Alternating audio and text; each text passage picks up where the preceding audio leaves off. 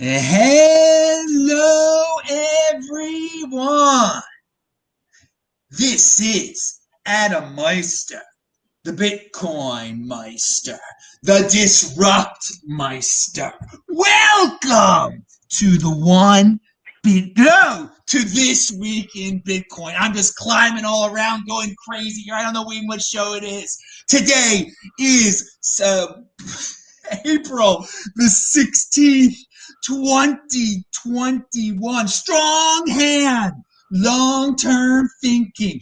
Bitcoin is the next Bitcoin. One Bitcoin equals one Bitcoin. Do not FOMO on alts. I'm offended by selling. Oh, those sayings of mine have a lot to do with what's going on today. I mean, we got turkeys running around, we got doges running around, but we got the best freaking guest in the spacer here too. Bradley Quinton is here, Guy Swan, and introducing Leviticus, baby, north of the border. Welcome to the show. All right, let's start off with something that reminds us of the stability and awesomeness of Bitcoin here before we get into the news of the day, which really involves a lot of noise here. Guy Swan, this is linked. All three of these guys are linked to below, but this specific quote is linked to below too. Bitcoin is an infrastructure protocol. Its critical functions are consensus, defensibility, resilience, and extreme cryptographic assurances.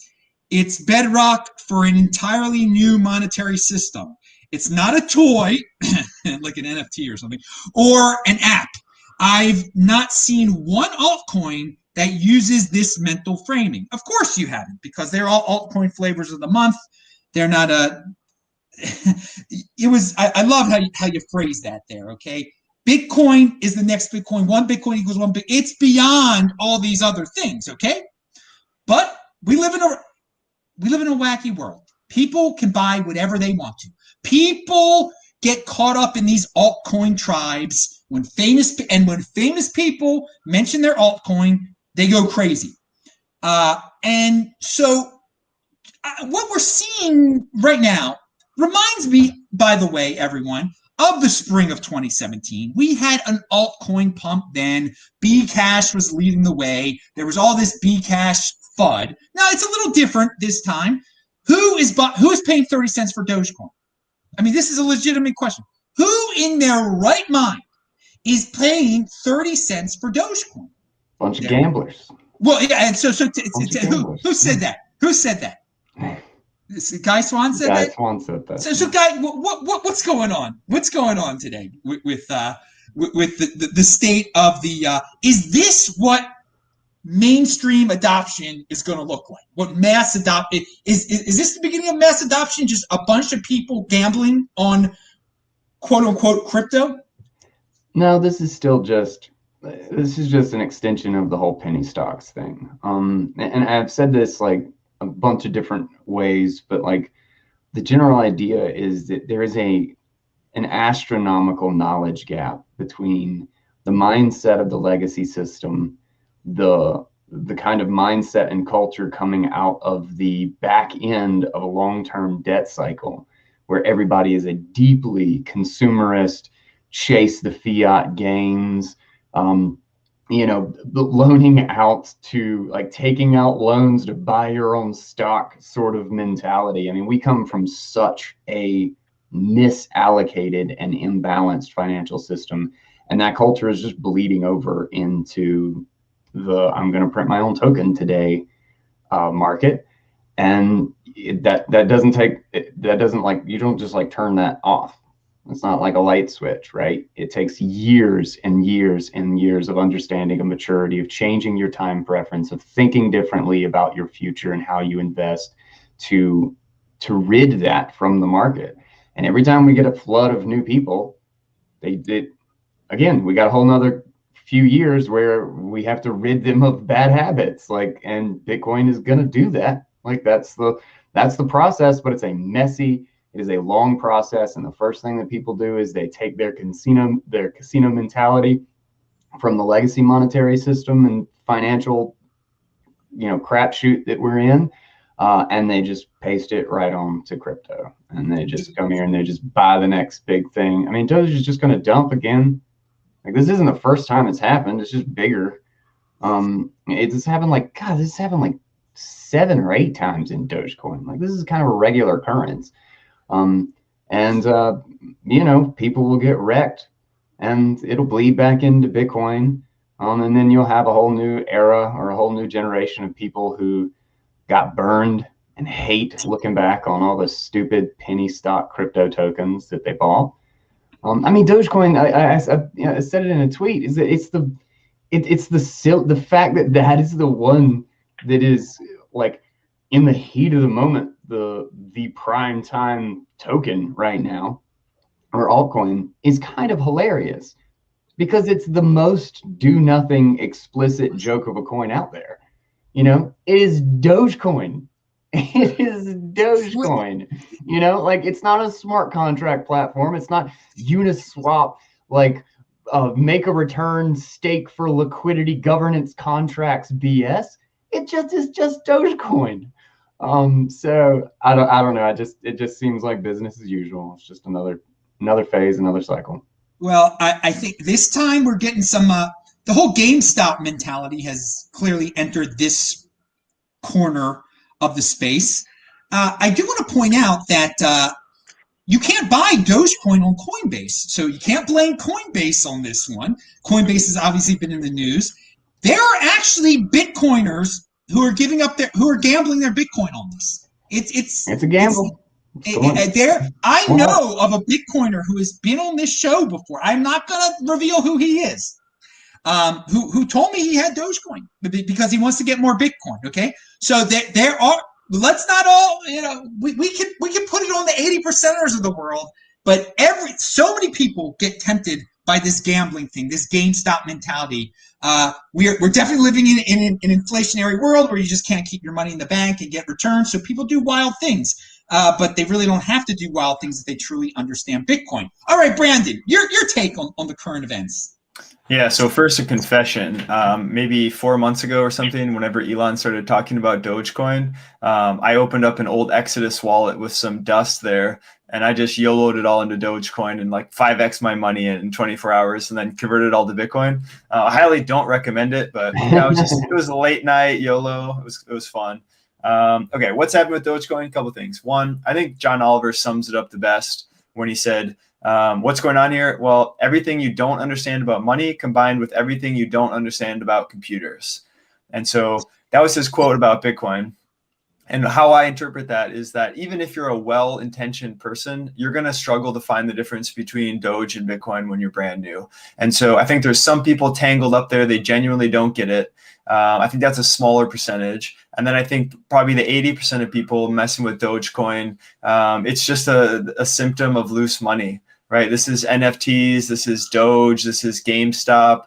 And it's not just loose money at the Fed, but it's the consequences of loose money for decades, which Guy was talking about there in the fiat culture, right? If you go onto one of the crypto Facebook groups, which I do not recommend, you're going to find all these noobs looking for the next pump your coin 10 in the next 10x in the next day nonsense. You mention Bitcoin and they attack you for Bitcoin because it's boring and slow and the gains aren't fast enough, right? And so it feels like nihilism. It feels like YOLO or bust. And that's a consequence of fiat culture. And so, like I mentioned, it's going to take a while, right? It takes most Bitcoiners several years of bumping into Bitcoin before they start to shed this identity and be more optimistic about the future. If you're optimistic about the future, you'll think more long-term, you'll treat yourself better, and you'll see that obviously Bitcoin is the play here. All right, now pound that like button, everybody. I wanna read you a little bit about what I saw on Twitter today. And this is like the second or third time I've seen this. Trending in the United States, Dogecoin's stock value is on the rise yet again. I mean, this is what it's come to. I mean, it's stock value. Now, a human being had to write that out, but they've made this mistake numerous times. So this is what the masses are seeing. They want to invest in this stock. They don't get what the heck it is. I will say this, that the Dogecoin financial tribe, we're living in a golden age where we've had tribes around baseball teams, around religion, around countries. Now we have tribes based around money, which is a new thing. And the Doge one, it's pretty strong. I will give them credit for that. They got a herd mentality going, and it's a greater fool's game. I'm going to say this: it is a game of musical chairs. We do not know when it's going to end, but it's somewhat fascinating to see this because I mean, just that headline alone on Twitter just that really sums it up for me. But anyway, Leviticus, you're new to the show. Welcome, and you've done some good stuff out there, and I want people to check you out. Linked to below. But what do you think about all this? Well, it's a healthy sign that dumb money or retail is coming in. You can obviously tell the people buying Doge are the same crowd as the GME. I see Doge chilled on TikTok hardcore. And I really think it's a younger person's coin. Hopefully they stick around and they realize that they're bleeding sats in the long term, and then that if they valued their wealth in Bitcoin, they'd be doing a lot better. But I know it's with new people, it's the unit bias. With Doge, you can get a whole bunch for $1,000, and with Bitcoin, it's an ugly fraction. And I find a lot of normies, they have a hard time, accepting a fraction. They'd rather have whole units of garbage than, slivers of something that's actually valuable.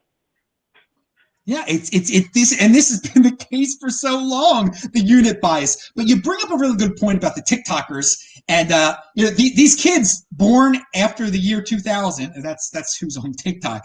I mean, yeah, they love Dogecoin, and they've loved it for a while. I mean, it's that short attention span. It's a short attention span coin, definitely. It's an instant gratification. That's what TikTok's all about. But yeah, hopefully some of them will transition into Bitcoin eventually. I'll say that's it for now. We'll leave Dogecoin in the dust, and we will move on to another house of altcoins, and that is Coinbase. Coinbase went public on Wednesday, and life goes on. I think it was great publicity. We have I want to read this quote here. Where is it from? I have it from the Financial Times. I wrote down what the Financial Times said, that it adds, it's like the seal of approval for this asset class now that Bitcoin is, that Coinbase has gone public. Okay, it's a lot of people are finding out about it. Brandon, what was your take on Coinbase going public this week? Yeah, I mean, a couple positive things you mentioned. One, it's a symbolic moment, right? So for the traditional finance guys, some people will say, okay, there's unicorns here, it's real. Another, on the positive side, it unlocks billions of dollars in liquidity, right? So all the investors of Coinbase now get to pull their money out. And where does that money go, right? There are most likely smart investors. They're most likely not going to keep it in dollars. So I do expect a significant portion of that to end up back in the market. Sadly, I don't think that high of a percentage will end up in Bitcoin, because you look at the investor base of Coinbase, and you have majority shareholders like A16Z and the rest of the Coinbase crowd. And I would say that they're not very pro Bitcoin. They lean more on the blockchain everything, altcoiner, the broader space. So to be optimistic, we'll get some of that, but I don't know how much. And then on the negative side, or who cares side, why would anyone invest in Coinbase? GBTC is a better investment. Do you want just an altcoin proxy or something like that? I don't even know what Coinbase represents. You could buy it because you think other people are too stupid to buy Bitcoin, and then they'll buy Coinbase. But other than that, I don't see why you'd buy it. Dude, that was such a good summary, because people keep asking me, should I buy coin? Hey, listen to what Brandon just freaking said. There's your darn answer. You buy the underlying Bitcoin. That's what you buy, the darn real thing. Go play these games, but you want a proxy for altcoins? I mean, that's very, very good point there. Good point. All right, let me read that Financial Times thing here. Coinbase $76 billion debut puts seal on cryptocurrencies as an asset class. Okay, there you go. Now everyone can feel like it's cool to buy cryptocurrencies. Come pile into it, dudes. What was your take on Coinbase going public, Leviticus? I think it's a necessary step. It's a shame it's not kind of a company with a better ethos, but I think to kind of be that public company, you kind of have to play ball with them. Hopefully this will unlock a lot of people's money who's trapped in kind of legacy financial markets. Hopefully they can like kind of do a stock swap sort of thing and allocate more funds into it. I do kind of agree that hopefully they'll become like the Google in the crypto space in terms of offering, but obviously the internet's going to be bigger than Google. And then the funny thing with the stock, stock rose up past $400, but then ended up closing maybe $1 above where it is. So, the hype is obviously there. All in all, I think it's a great thing to get more ETFs rolling in, and basically the more mainstream adoption of Bitcoin. Sorry. Dude, you bring up the ETF thing, which is very good. I've got a question about that. But first, Guy Swan, what was your take on? You've been around this game for a long time, so maybe this will end up being the Facebook of cryptocurrency. Who knows? What did you think of the debut? So yeah, pretty much on par with a lot of what Leviticus and Brandon just said. Really, is like in the context of Coinbase going public from a legitimacy standpoint, I think it's a really, really big deal. I think that's actually really awesome. I mean, there is a company on the NASDAQ that is specifically a service in the Bitcoin and crypto space. That said, I think Coinbase is kind of a crap company. I don't think they're overall very good for Bitcoin specifically, but in the eyes of the legacy financial system, in the eyes of everybody who sits down in a boardroom, like people at like major banks are now having to look at Coinbase, which I'm sure they've thought for a long time is just some silly company selling magic internet money, and go, how on earth do they have a higher valuation than we do? I think that's going to bug the hell out of them. And I think that's a good thing. We should be bugging the hell out of them. They should recognize what this space is and what it means. That said, will I buy coin? Absolutely not. Absolutely not. If I could have bought a share of Alta Vista or Facebook when the option to just buy a share of the internet existed, the internet is going to would have soaked up the value of every single company on top of it. Facebook or Alta Vista or Netscape or whatever your browser is or whatever is just an app. It's just a service on top of that. You never had the option to buy a share of the internet. You do have an option to buy Bitcoin. And whatever Coinbase's future is, okay, like maybe there's some specific scenario or your 401k or something where it's hard to get exposed to Bitcoin. It makes sense to have a little bit of an allocation to coin, but otherwise just buy Bitcoin. And that doesn't make a whole lot of sense in my opinion. All right, dudes. If you guys have questions, we have answers. You can do a super chat, type in BitcoinMeister. We'll answer your questions. When I hear Alta Vista, man, you're a hardcore internet veteran there, Guy. Man, you think about driving people in the San Francisco Bay Area. I think on the 101, they used to see a big old sign for Alta Vista back in the day.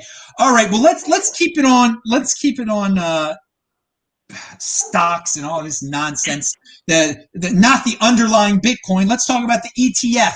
It's getting closer. Somebody else, Galaxy filed for an ETF this week. I have it written down somewhere, but I linked to below all the North American ETFs that have been filed. Now, obviously in Canada, they actually have ETFs now, but it's all about getting them in the United States. It's going to be huge. It's going to be huge. But how huge is it really going to be?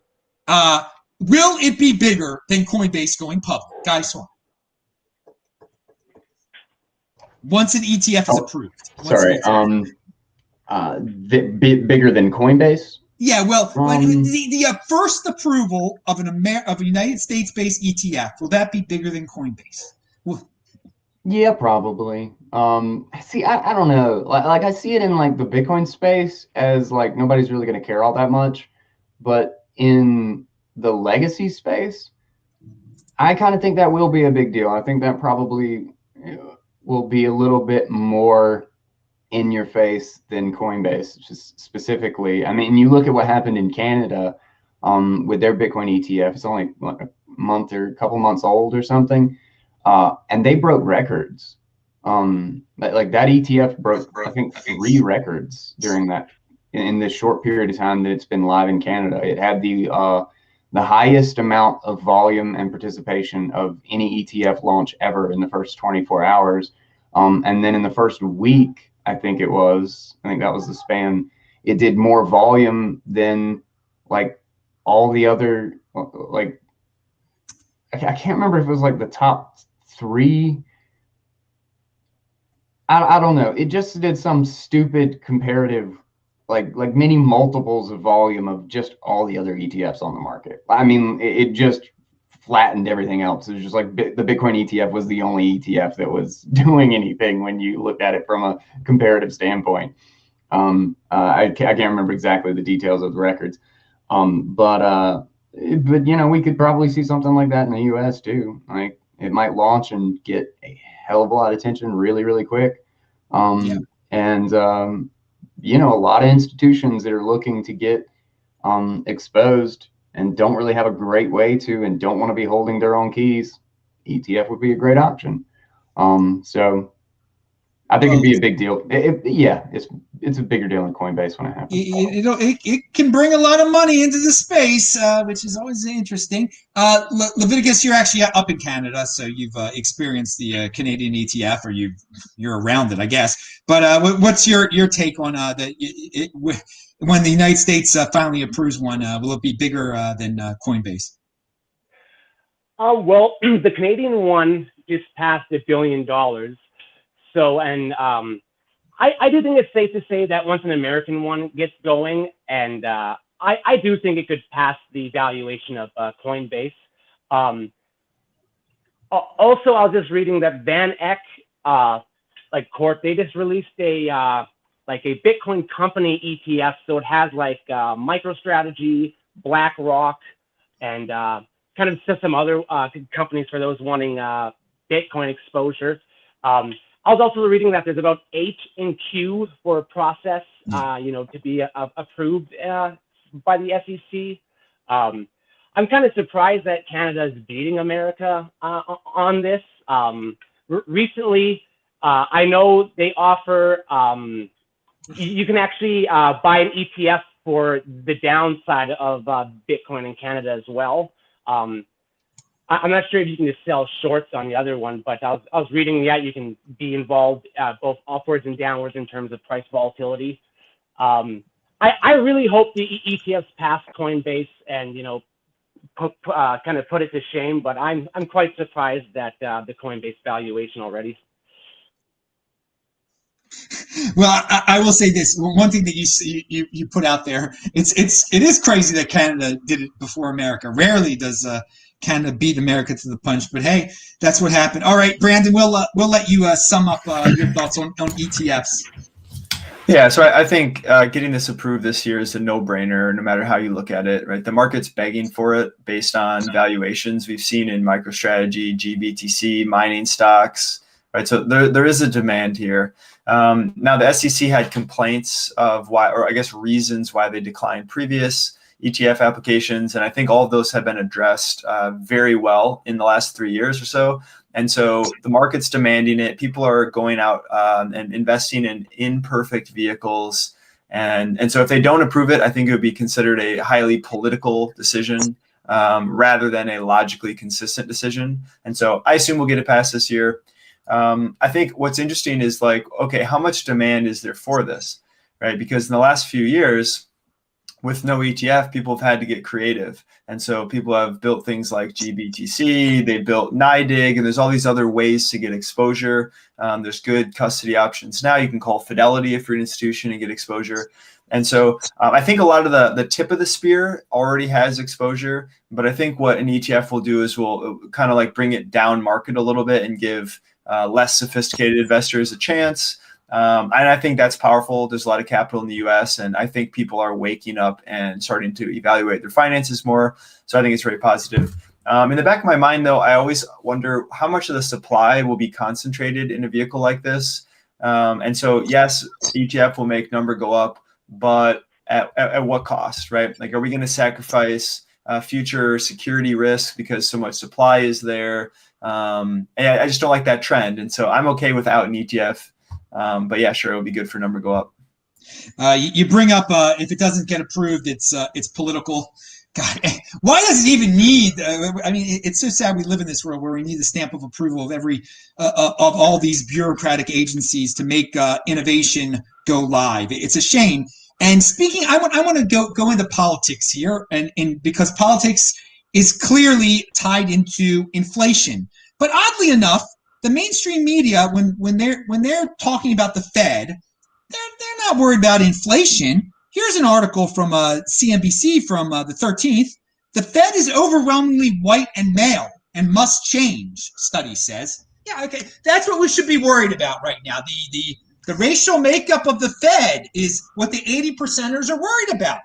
Now, what's really going on here, which you don't really hear about very much, the price of lumber is up 193% and about to spike even higher. But, the media says, no, there's no inflation, it's a conspiracy theory, or that it's happyflation, as I predicted would happen, or it's a good thing that the money's still being printed. There's still a crisis. There's a never-ending crisis so we need to print up more money here. There were people on this very, that watched my show that said that inflation, the money printing that was going to go on, we wouldn't see the inflation in consumer goods. I think we've gotten to a point. I mean, on one end, we got people gambling on Dogecoin. I mean, clearly they got a lot of extra money to spend. They need returns. It's amazing. We're experiencing inflation. We are experiencing inflation of the United States dollar. And I think a lot of people, most people that are in our space, at least, they don't remember like 1979 or anything like that. And they don't even know what inflation is, but we've got it looks like. So, Brandon, we left off with you. What is your take on the inflationary situation that it looks, and it seems like the money printing is not going to stop? And people, how can they deny what's going on with the lumber and everything? Yeah, so first, the big picture here, we sort of trapped ourselves. There's no way out. We must print money indefinitely. And so we're going to see that continuing, which means get yourself some scarce assets that cannot be seized. Property is not safe. Expect property tax to increase. Expect wealth tax. Expect everything you can possibly imagine. It's coming, so protect yourself with some Bitcoin. If we zoom a little bit here on lumber, the numbers are astronomical today, but I think there are some structural issues there that aren't directly related to simply money printing. So this is a supply chain shock, number one. Less materials are entering the US, so there's a supply shortage there. Also, no one predicted home buying and building would be so high in 2020, so there's actually a labor shortage in that industry as well. And if people are predicting a worse future economically, they're not going to hire, they're not going to invest in their business. And so a lot of these companies are actually hesitant to expand and invest because they think this demand is short-lived.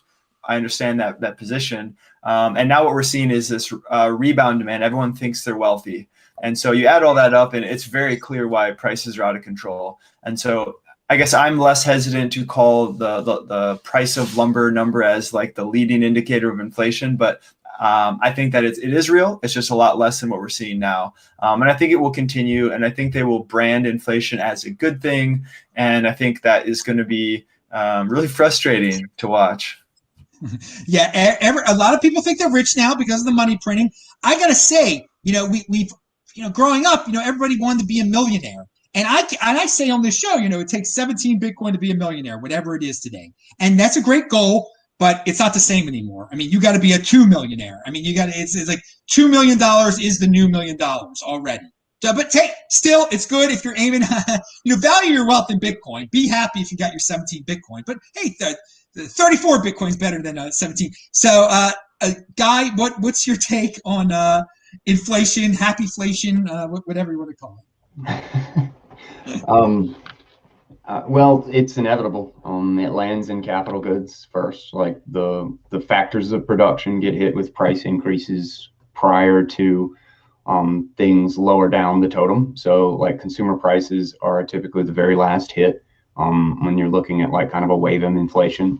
And then inflation is also never like even across the board. It's something that takes a very long time to communicate through the market.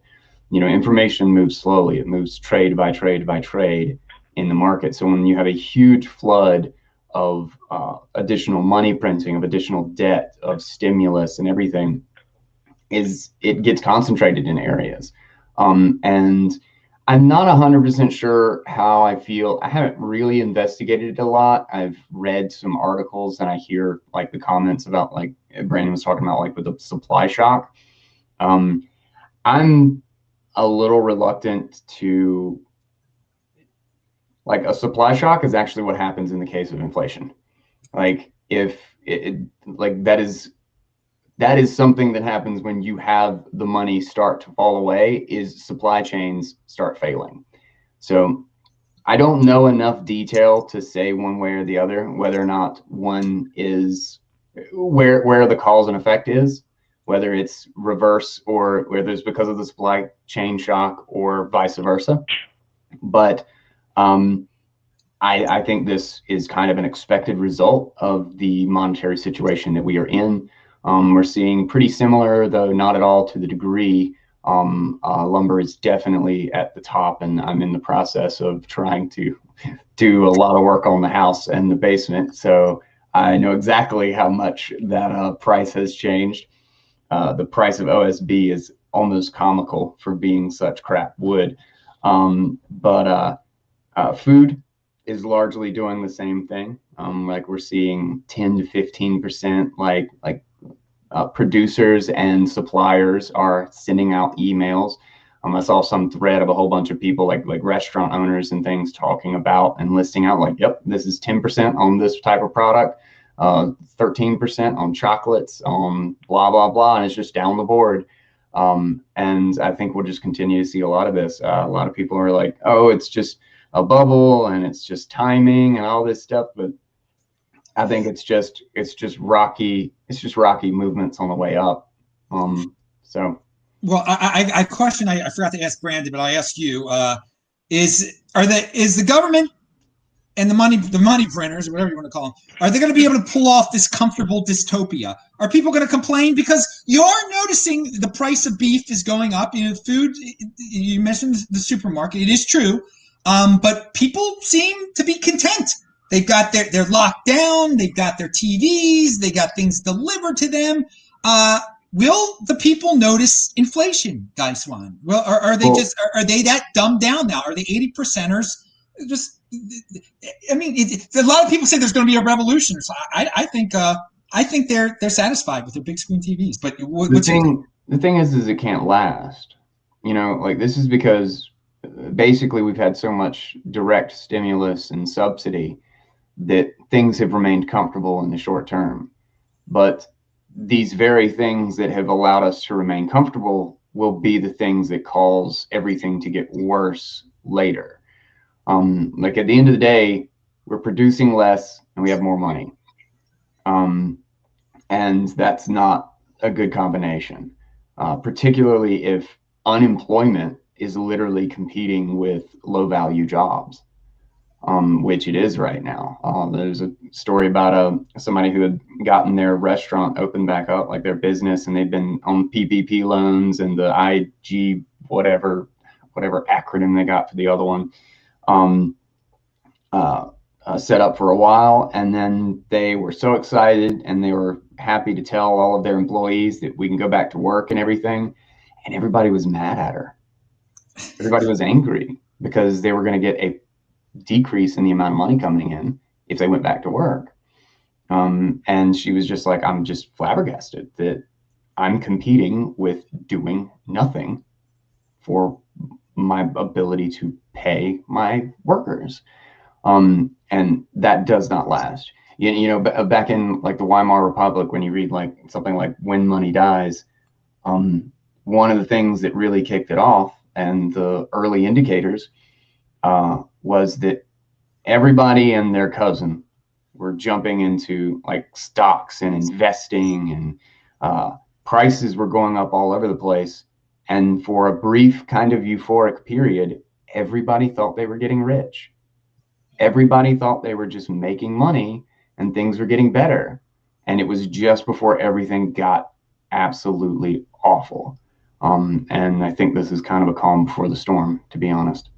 Ooh, dark outlook there. I want to say the Towers comic, who is a Canadian, I believe. He says, "This is awesome, Adam Meister." He says, "This is awesome. Adam Meister and Tone Vays are the best Bitcoin OGs." I agree. This is awesome, and Adam Meister and Tone Vays are the best Bitcoin OGs. Pound that like button. All right, Leviticus. What is what you are? You've got the Canadian loony up there, so not only you got to worry. You're even below us because you Canadians. I have said this so many times. Do not value your wealth in loonies. My God, get out of that thing. At least get yourself into a better fiat, but of course get into Bitcoin. But what's your take on inflation? Well, you know, I've already seen the programming coming out in mainstream articles talking about how, you know, it's good. It'll stimulate the economy. You know, it'll help us bounce back. I also was reading, or I was checking out a graph that Canada has printed like 450% like more money in terms of ratio than the United States. I'm not sure how true that is, but I wouldn't doubt it. And then I was gonna say, you know, the normies aren't gonna notice inflation if their fiat foods are still cheap, if they can still go get their McDouble, you know, if their Amazon Prime is still cheap, if their Disney Plus is still good. You know, as long as those don't raise in prices, I don't think normies are going to notice too much about the inflation. And then I do agree with what Guy Swan said about the Weimar Republic and how it's almost like an exact mirror, especially in terms of the sexuality and the LGBT vibe that's going on. It's very reminiscent of that time period. But you know, people just refuse to learn. You know, as long as they keep raising the minimum wage, they're going to keep thinking they're making more money, and they'll keep printing more money, and it's going to end up like Zimbabwe, where it's going to be bringing a wheelbarrow of money to the store. But luckily, we're in the digital age, so people will just be able to bring their phone, and they might not even see it as a curious thing to object to. I'm with you with if the normies are getting their McDouble, they're going to be happy. I mean, God, we're living in a time where people should really be getting healthier, but man, the lines at McDonald's are longer than ever when I'm jogging by. And just people need to be told what to do. It's unbelievable. Their reliance on third parties to tell them to tell them what's healthy, to tell them what is real, what is true. They believe what is real and true is what is on the TV. So if the TV says there's no inflation, they're happy. By the way, Glow's staff guy says Dogecoin is better than the Canadian dollar. That's actually something to ponder. I mean, Dogecoin's better than like the South African Rand probably. But I don't know about the Canadian. I mean, that's for another discussion. All right, Brandon, do you have anything else to say about all this before we move on? No, I think you guys covered it pretty well. Cool. Okay, so let's move on to FUD of the day. Now, I do really think that you know, part of the reason the Bitcoin price is it's a little down today or whatever is because of the mass gambling on NFTs and on Dogecoin. I mean, we got a guy like Scott Adams. He's got a new NFT out. You know, Scott Adams, you know, a year ago, he was saying, yeah, I sold my Bitcoin. So, I mean, that's what happens when you follow these influencers. You'll end up with his NFT. You sold your Bitcoin because he did it, blah, blah, blah, blah. But let's talk about something else that's in the news today that I just thought was ridiculous. This This is the headline news on the mainstream crypto sites that's scaring people into selling their Bitcoin. Zach Vol says that if the Turkey news motivated you to sell your coins, you have weaker hands than Dave Portnoy. Not even kidding. Okay, so Turkey is a country that's had horrible financial restrictions, terrible government, financial hardships, and they've been getting into Bitcoin over there, which is great. So their horrible government today decides that they're going to ban cryptocurrency. Now I don't know how the heck they're going to enforce this third world crackpot dictatorship. How they, of all countries, are they going to turn off the internet? What are they going to do? What's he going to do next over there? But because of that, Bitcoin dips as Turkey bans crypto payments. Oh man! So, dudes, if any of you sold on this news, it is just such a blip on the radar. We have lived through so many countries supposedly banning Bitcoin. In the long run, it is good for Bitcoin when crackpot dictatorships do this, because the people will find a way to get it. They will pay more for it. It will become more valuable to them, okay? So go ahead and make my day, Edgeron, or whatever his name is. I can't pronounce his name. But did you have any thoughts on this, Guy Swan? Another country supposedly outlawing Bitcoin, and the mainstream Bitcoin world having headlines about it, that we should worry about such a thing? It just kind of feels like business as usual, honestly. Like this isn't really new. India, China. I mean, the number of bans that you could like work up. I mean, that's what Nigeria did. I guess that was, God, what's the time frame on that now? I don't know, but they're now walking it back. Nigeria is, because after they banned it, they ended up with the highest per capita adoption on the globe, like on the whole planet. So like Turkey seems like they're making a pretty dumb decision, but their currency is collapsing. Like their currency is in shambles right now, so they got to protect it. This is part of the process. Like Bitcoin isn't hurt, and everybody calls us like a bunch of news items or whatever is like Bitcoin dipped because Turkey banned it. Like, wait, do you call this a dip? Really? It's at 61,600 right now. Like, what kind of sad little dip are you talking about, man? And not only that, like I actually think it might have a lot to do with Xinjiang. They had a massive, they had a pretty big disaster with a huge power outage because of some disaster at a coal facility that I can't even quite piece together. The news on it is really, really sparse. Everything like just basically links back to a Reuters article that's got details on like 21 miners are trapped down there because it's like the mine is like flooded. So hopefully they get that sorted out. That sucks for them. But it looks like they're expected to be alive. They're just kind of trapped and they're trying to pump all the water out. But like there's like a massive power outage, and like there's a huge amount of Bitcoin mining that went offline in Xinjiang because of this. So we've actually got like an estimated 20% difficulty drop right now on like the Clark Moody dashboard because of the hash power that went offline. And this happened like yesterday. So I mean, that could have something to do with it as well. But I don't know. It doesn't really feel like a dip to me. Like I wouldn't have noticed it. Like looking at the charts, I'd have just been like, okay, it's a dip like at the top. I don't know. This doesn't even feel like a price move to me. This feels like a giant nothing burger from a couple different angles.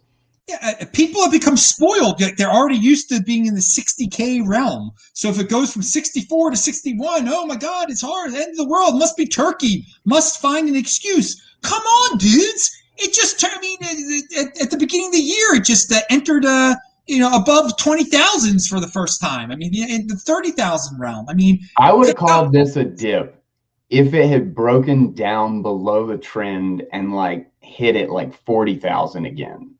That would have been like, okay, like that was a big news item that like really threw a loop for Bitcoin, But I would have just been like, here's a great place to put in a long, because we'll just swing right back up to the trend.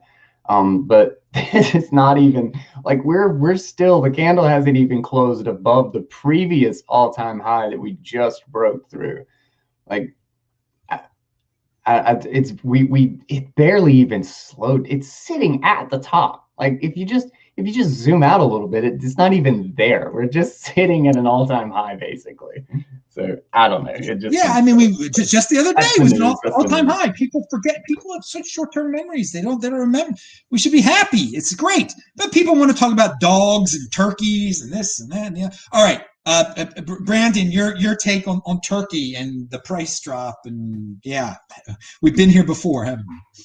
Yeah, I think you guys nailed it. The price we're seeing here is a random walk, aka it's just noise. And that's what we do. We retroactively assign reasons for why the price dropped, and then the news cycle gets a little bite, and then they blow it up, and then everyone talks, and then your friend you met from in high school, you haven't talked to you since, texts you asking if Bitcoin's dead again, and then you smile to yourself and you go on with your day. No, and interestingly, a friend of mine, actually a local Bitcoiner here in Minneapolis, shout out to Bitcoiners in Minneapolis. He's in Turkey right now on a hiking, sort of like an outdoor adventure trip.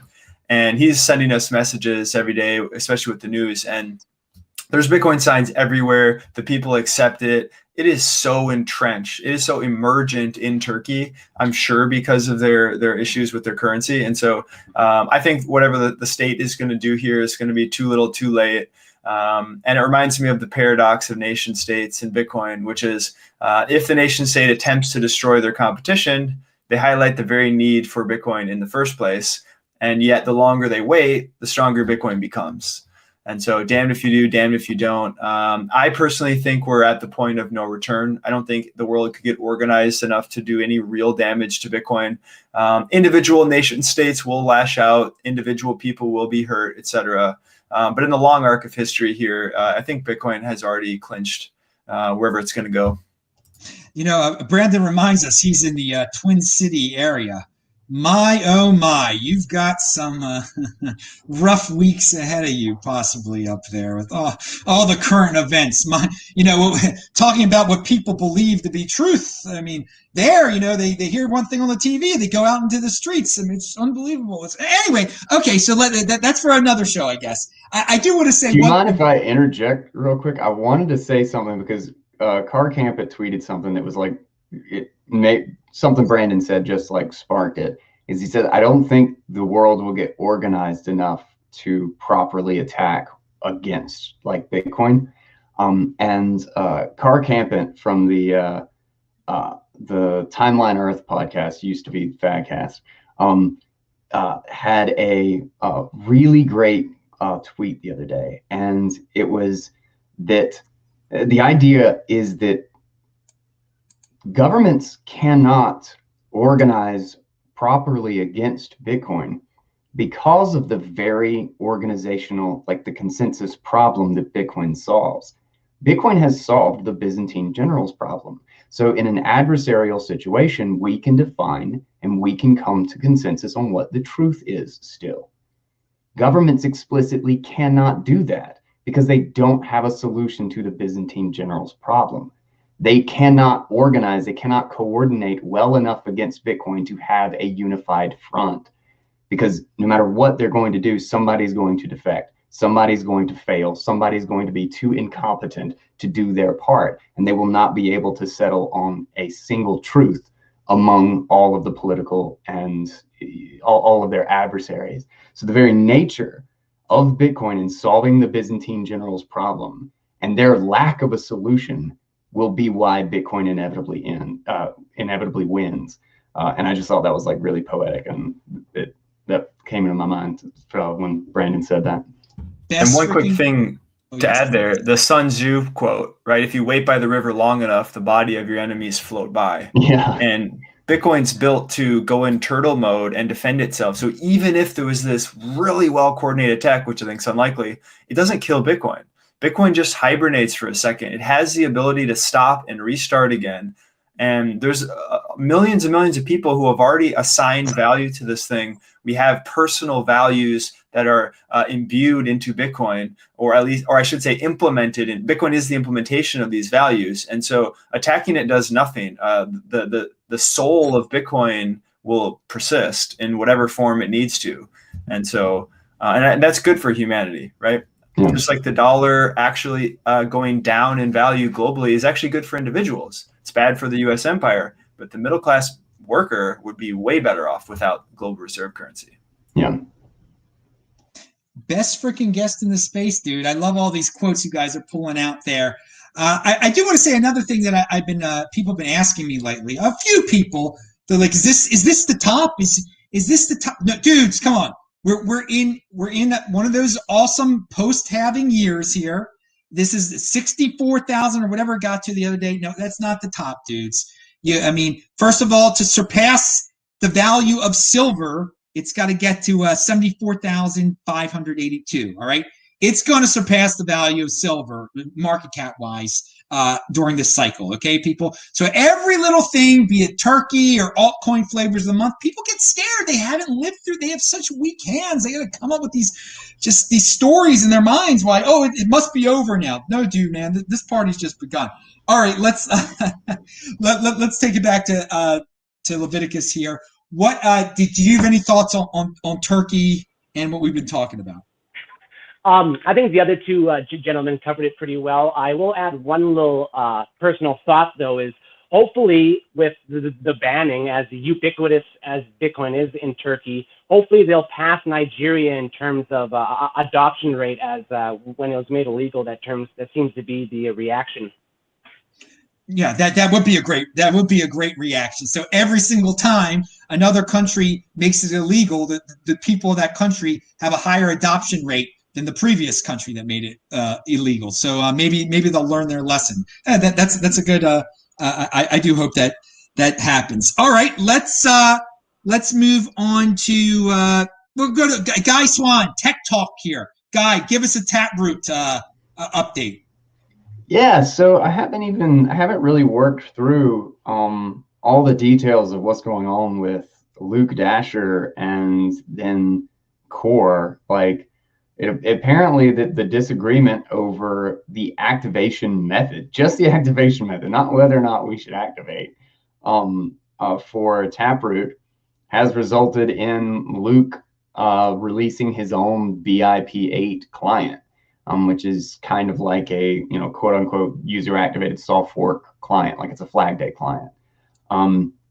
Whereas it looks like 0.21.1 for Bitcoin Core is going to have a BIP9 activation. They're going to try the what's been referred to as the speedy trial method, which is basically like a really fast, can we reach the threshold in I think it's 3 months? I don't know, it's varied just a little bit during the conversations, but I think it's kind of settled on 3 months. Though on the GitHub, everybody's kind of acknowledging or approving of the model, but it seems like a lot of people are looking for, rather than a timeout, specifically they're looking for a block height, conclusion to it. But I still think the whole thing is set for a 200-day out activation if everything goes smoothly.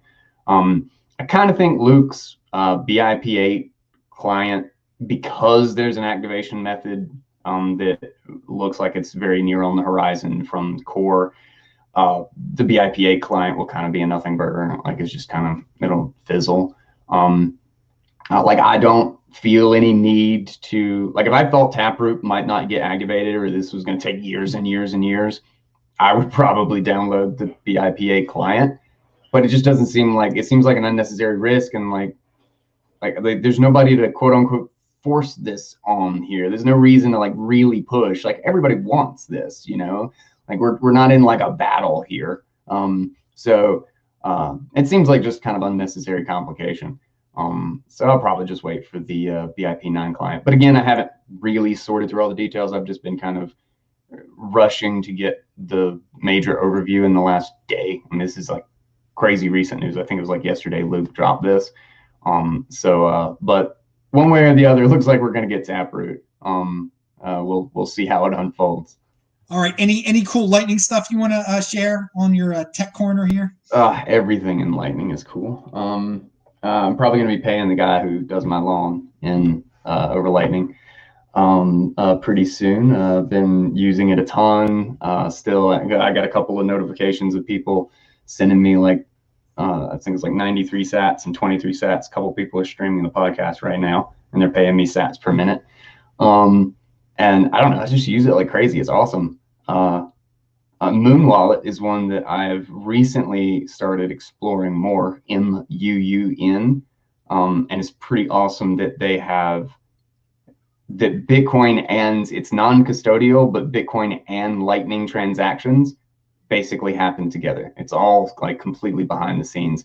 And that's pretty epic that they've been able to do that. Breeze is the one that has been my go-to for a long time. Breeze does roughly the same thing, but there is a separate quote unquote Bitcoin wallet and Lightning wallet, whereas Moon doesn't have that separation. So basically there's like one extra step with Breeze right now. Yeah, I don't know, a bunch of really cool tech coming. Super jacked about Zebedee. And like some of the Lightning gaming and like esports stuff that they're doing. I don't know. It's definitely stuff to keep a really, really close eye on. I think Strike is about to just blow the whole world up. They're going to absolutely demolish remittances, and their partnership with NYDIG. Just holy, like if Western Union, I said on the Bitcoin Made Simple podcast the other day, if Western Union doesn't have a Bitcoin plan, if they don't have basically some sort of forward-looking strategy to adopt Bitcoin and use Lightning to deal with cross-border payments, they're doomed. They're absolutely doomed. Strike will just completely eat every single thing, and it will happen fast. It will happen so fast. It will happen at the rate that people can adopt, they can download and sign up for an app that makes all of their remittance fees vanish. That is how fast it will happen. So I will let you imagine how quick that could be. All right. Compete, don't complain, Western Union. You'll probably go screaming to the government for help, but let's see what happens. Thank you for the tech update, Guy Swan. I want to read we got some comments here. Pub Lord Hoddle says he sent $5. Thank you, dude. Every time you hear that a country bans Bitcoin, you should smash buy some more. Yeah, that's a good buying strategy. I like that. And Towers Comics sent $5 Canadian. He says, shout out to Edmonton homie, Leviticus, and the other great guest. Yo, shout out to Edmonton. I know you guys are cold up there. I loved Edmonton. I thought it was like Austin, Texas. It's unfortunate. The best province in Canada is definitely Alberta, and hopefully your lockdown is not as strict as the rest of the ridiculous country up there. May Canada be free very soon. Okay, we've reached the end of the show here, so I want everybody to talk about what they're doing. But I have a really quick questions I want to ask.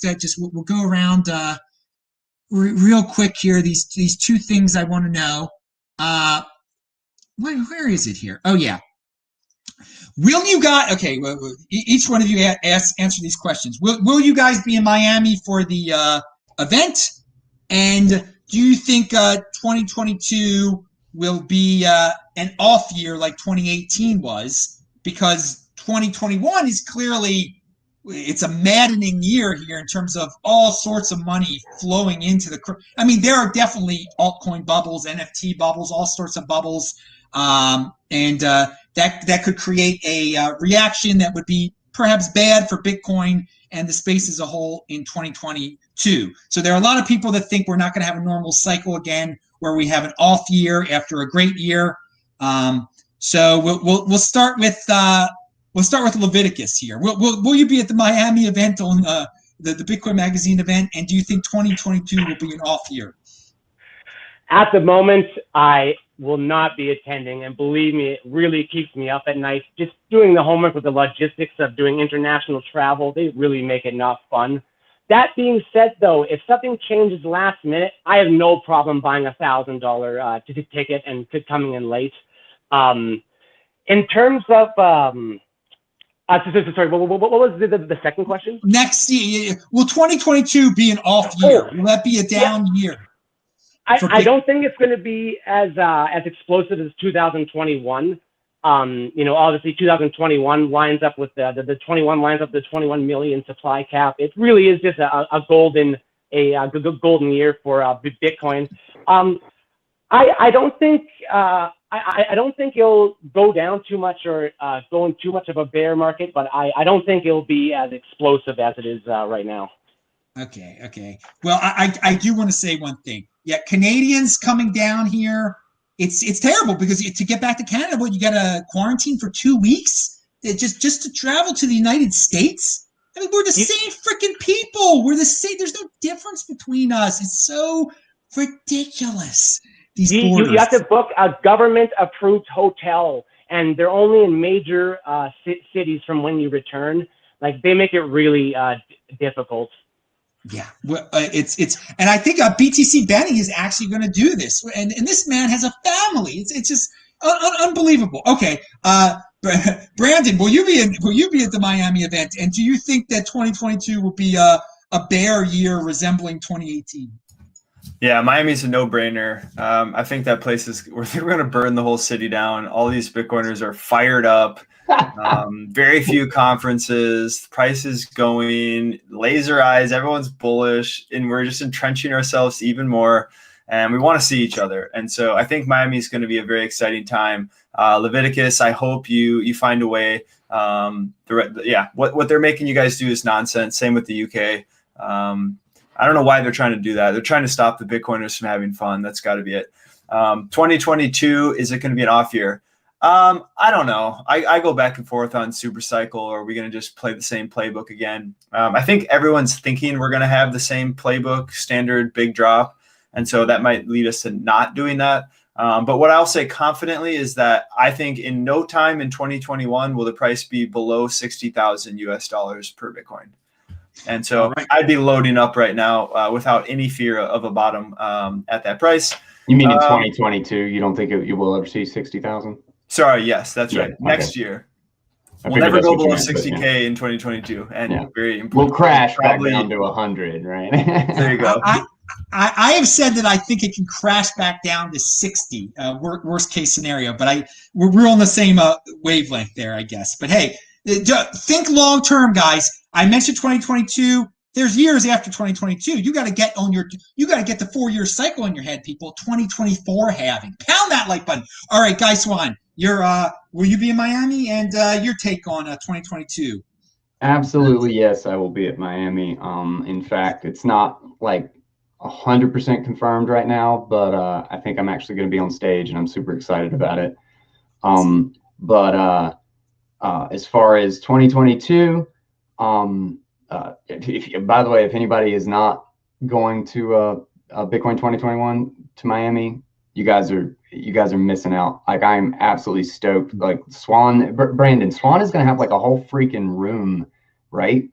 And it's a dome, actually, a geodome, air conditioning. It's gonna have full studio, hang out, sing sea shanty songs in there, whatever. That's gonna be my home base. So we'll hang out there. Dude, Surfer Jim, got under the billionaire skin.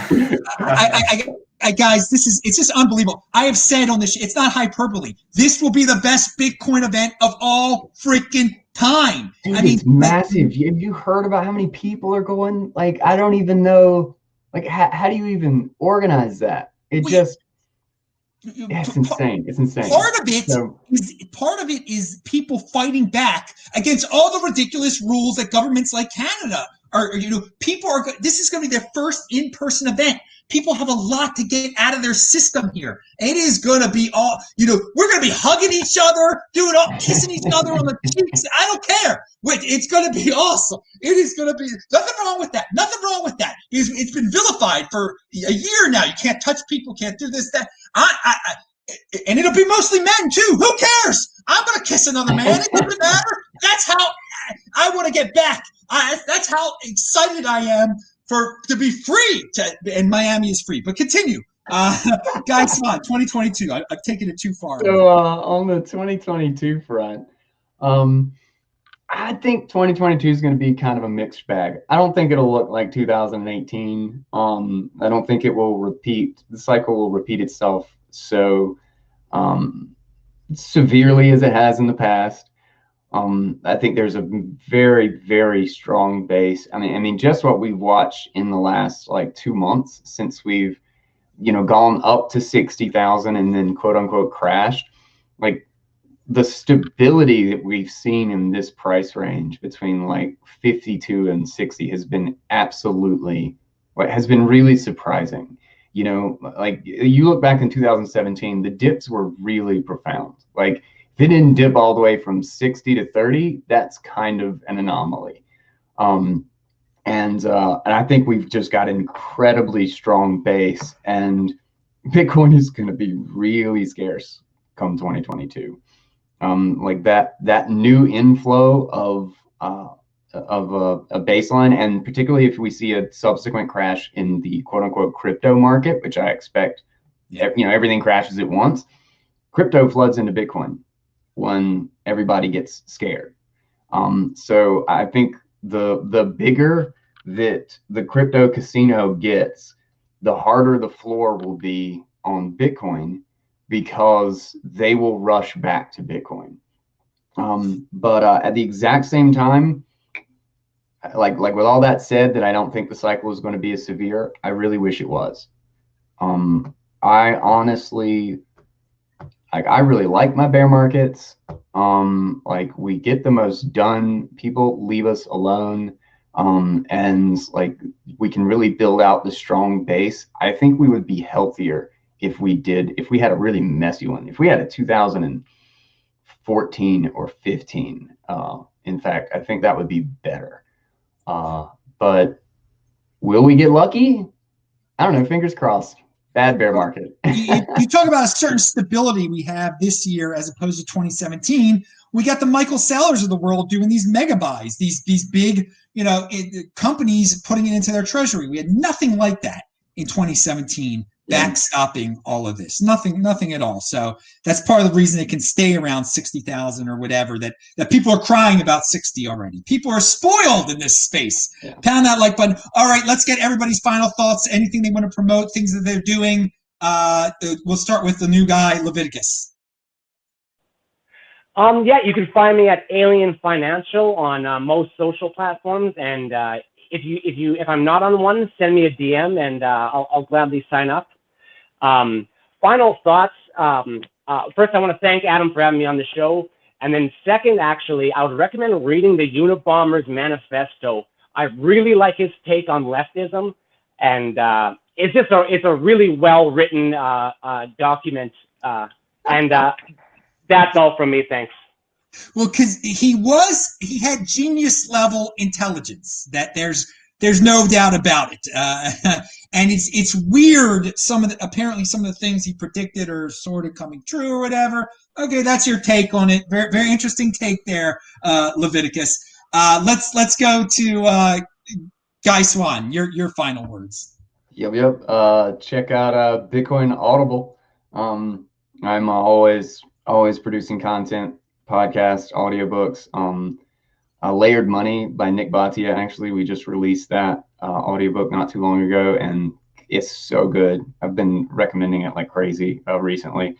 It's such a good framework to see Bitcoin not as like, so many people see Bitcoin as like an app and this new stock or this thing that you can invest in on top of like our current financial situation. And it's not at all. It is, when you look at the hierarchy of money, when you look at the totem of like monetary instruments and monetary alternatives, Bitcoin is a new base layer, right? It's a new foundational money, and it's going to have its own pyramid. It's going to have its own layers of monetary good and instruments and things on top of it. Lightning is a perfect example of a protocol on top of Lightning that enables you to do a limitless number of things with Bitcoin that you can't actually do at the base layer. So A really good book, and Bitcoin audio of all sorts of great things. Brandon Quittem's recent Bitcoin and the Rhythms of History. Oof, the whole fourth turning stuff. God, I love that stuff. But yeah, just Bitcoin Audible. You can get there. You can get to everything else from there. All right, best guest in the freaking space here. I bring you every Friday, and we'll have Brandon sum it all up here. What are you up to? Anything you want to talk about? Yeah, final thoughts. One, I did not expect to hear the Unabomber's manifesto come up. That was surprising. No, what's I didn't funny either. is you're not the first person. I think that's the third time that's hit my brain in the last couple of weeks. And usually that's when I say, okay, I better take a look at it. Very surprised about that. Final thoughts. Otherwise, definitely go check out Bitcoin Audible. My goodness, what a treasure. We are so lucky to have that. Also, +1 for layered money. I actually read the book physically, the old school way. I did not use Bitcoin Audible. And I think it's a no-brainer. I think that book's going to go far and wide. I think it's going to be up there with the Bitcoin Standard in a year or so as highly recommended. And for the reasons that Guy mentioned, the layers is the best framing. It squashes half the issues people have about Bitcoin in one book. It's also crystal clear writing. And what crystal clear writing means is crystal clear thinking. And so, yeah, it's simple. It's straightforward. You just get the message. It's also a fast read, good historical context. Can't recommend it enough. Yeah, that's all the thoughts I have. Just buy some more Bitcoin, sell your shares. I just sold the last of my 2 online businesses in the last 6 months so I could plow them into Bitcoin. Let's go. Amen. If you want to connect with me, you can find me on Twitter. That's probably the best. Quittem, Quittem. It's down below. I write and publish at brandonquittem.com. And I also do communications for Swan, swanbitcoin.com/Quittem. If you want to sign up, you'll get $10 for the free Bitcoin. And for the Bitcoiners out there, I think it's the best place to buy Bitcoin in the US. It's the cheapest place to set up an auto DCA plan. You can auto withdraw, and Swan sets up your on-chain fee. So set it up once, connect your bank, hit go. You auto stack, auto cold storage, done. All right. Sell your chairs. I like that. I have a standing desk wherever I go. I stand. I don't need chairs. I don't need chairs anymore. So yeah, I have too many chairs. I really do. Yeah, you have too many chairs. Go have a yard sale, people. Have a yard sale and then turn it all into Bitcoin. I have a chair right back behind me, and nobody is sitting in it. Why do I need that chair? That is insane. Exactly. I haven't heard that yet. Sell your chairs. That's a new one, and I agree with it. All right, dudes. Well, on that beautiful note, all these guys are linked to below, by the way. They have Twitter, so follow them, of course. We do the show every freaking Friday, so tune in next Friday. Who knows what time it will be on, but you'll get the best freaking guest in the space. Shabbat Shalom, as we say. I'm Adam Meister, the BitcoinMeister, Disrupt Meister. Pound that like button. Thank you, guests. Thank you, people in the chat, for all the contributions. See you soon. Goodbye. Good night. See you guys. Strong hand.